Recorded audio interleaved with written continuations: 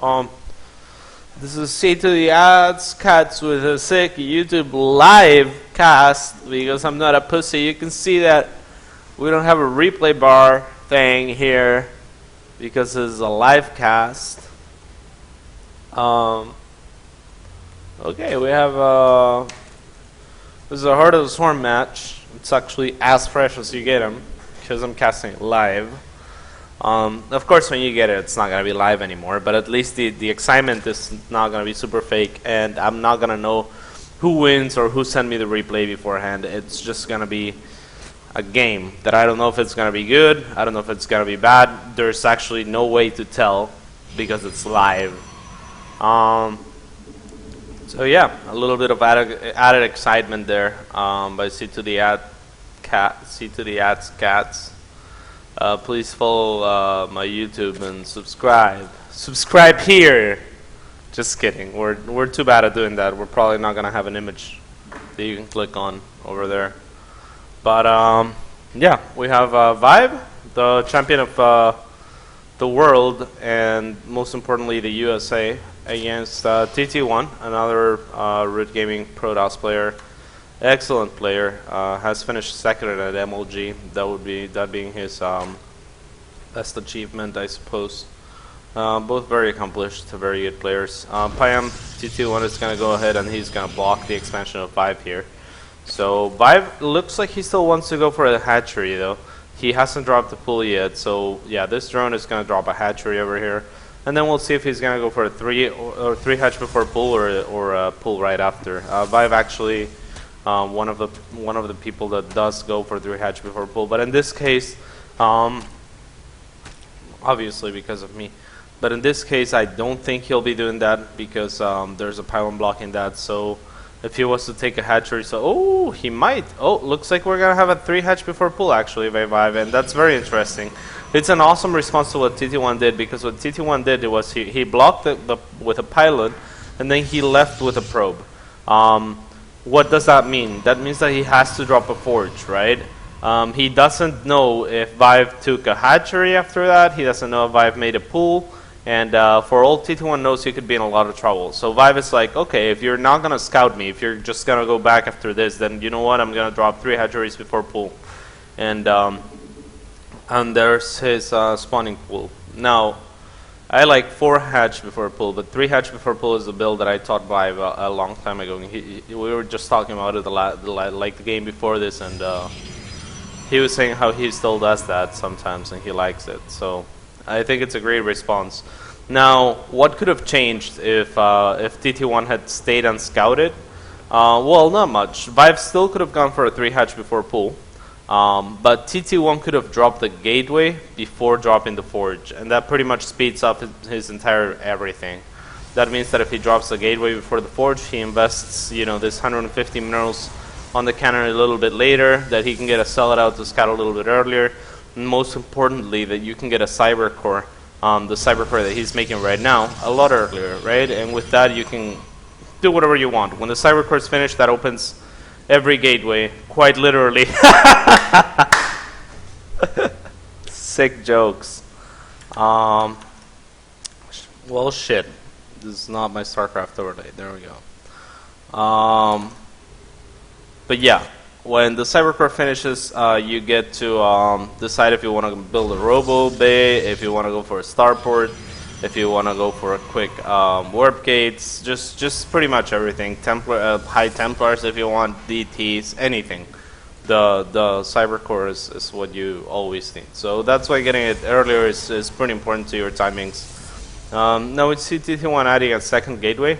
So maybe we'll see a mothership core here pretty soon. There it is. And what he's going to do is he's going to pressure with 2 units on the mothership core. So the 2 or 3 units that he's going to be getting off of these gateways, 2 at a time I should say, are going to try to kill queens so that the mothership core is unopposed and can kill stuff. ViBE already on 4 queens though, so he must not be too concerned about the mothership core, and he's going to start spreading creep. Now this is something that's very unique to TT1 and Heart of the Swarm, and I think it will become standard, but he's the first person that I see doing it. He's gonna use the mothership core to use Envision and clear creep tumors. So this creep that ViBE might be spreading might be cleared out by TT1. And that's a really cool technique. It looks like this Overlord's in danger as well. I don't think ViBE is going to be able to save it, despite it being in a really awesome spot. If this was Wings of Liberty for Heart of the Storm, you know, the mothership core flies, so your Overlords are not going to be protected just by being on the high ground like that. So that Overlord's definitely going to go down. And then ViBE should start moving some queens around, taking a pretty fast fourth. So yeah, we have 4 queens available to him pretty close here. And he's making 22 links. I don't think he has speed yet. No, he hasn't even started speed. And he's starting the lair before speed, which is something I like to do as well. Now starting speed, and we might see a Roach Warren soon, and if not, we could be expecting an Infestation Pit later on. Lots of speedless links. All he wants to do is push TT1 back. He needs to be really careful with this speedless links though, because the mothership core kills a bunch of shit. You can see TT1 using Envision to try to clear creep tumors, and yeah, this is actually TT1's trading pretty well. Now mothership cores have really low HP, so you gotta be really careful with this. ViBE could focus on the mothership core here. It goes down, but TT1's still in a pretty decent spot, and he is on 4 gateways. And this is a reaction to the 3 hatch before pool of ViBE. So pretty nice reaction here by TT1. Not the greatest reaction by ViBE. Oh, misses the transfuse and gets the wrong one. And yeah, I mean, we don't have much else going on right now. So needs to transfuse this queen. I'm sure he will in 1 energy. Ah, there we go. But yeah, even if ViBE holds this, which I don't think there's 30 more links on the way actually.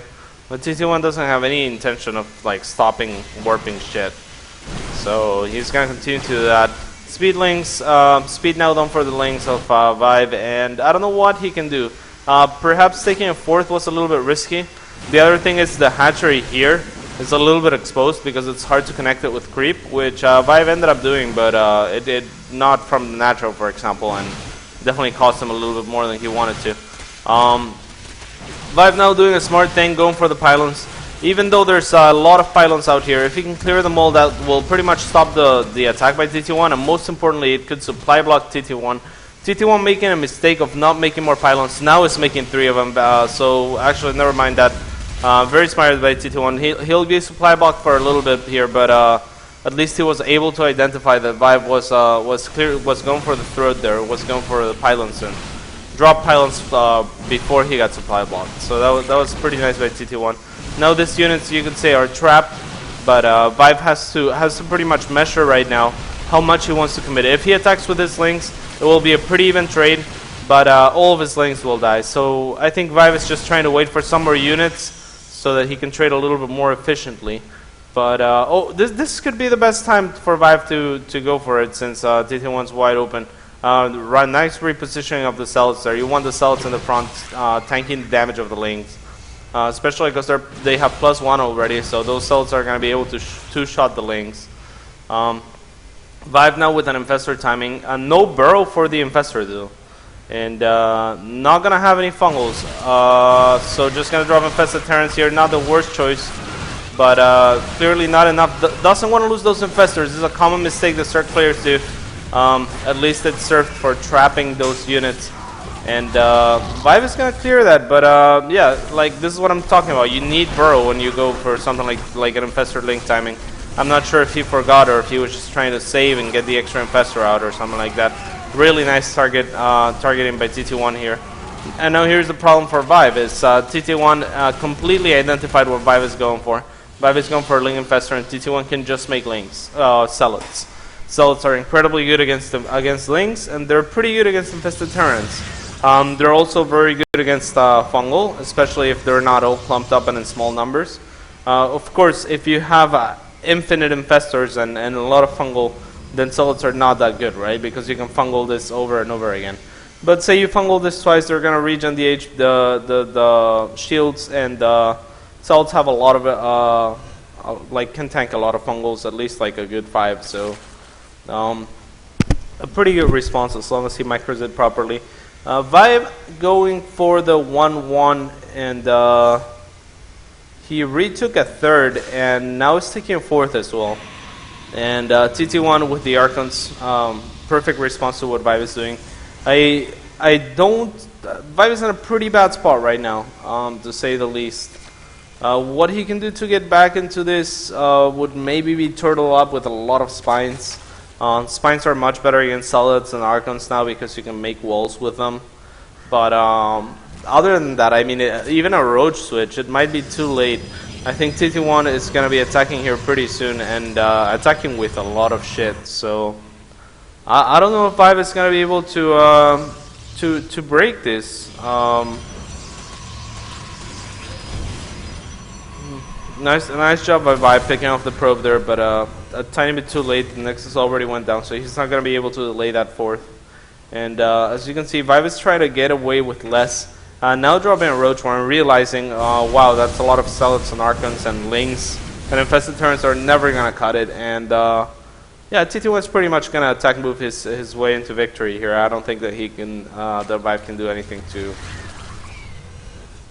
stop this. Really nice spread of his units as well by TT1 before going in so that the fungal doesn't hit everything. But then he clumps them up. Great fungal by ViBE, but he's going to need a good 8 of those, and he only has like 3 more. So here's the spines that I was talking about, except that it's a little bit late. Of course, if I was in ViBE's position, I probably wouldn't have done much different. ViBE was basically hoping that TT1 wouldn't attack, and TT1 attacked. So you know, when you're behind, you have to cut corners. You can't play super safe because then your opponent can just get more and more ahead. And TT1 did a really smart thing by dropping a fourth here. So basically, TT1 was saying, hey, if you're able to somehow stop this attack, I'll still be ahead economically. If I can just take one of your bases, I will still be securing my victory in the game. So yeah, TT1 takes the game. Thank you for watching. This was CazT. Cool.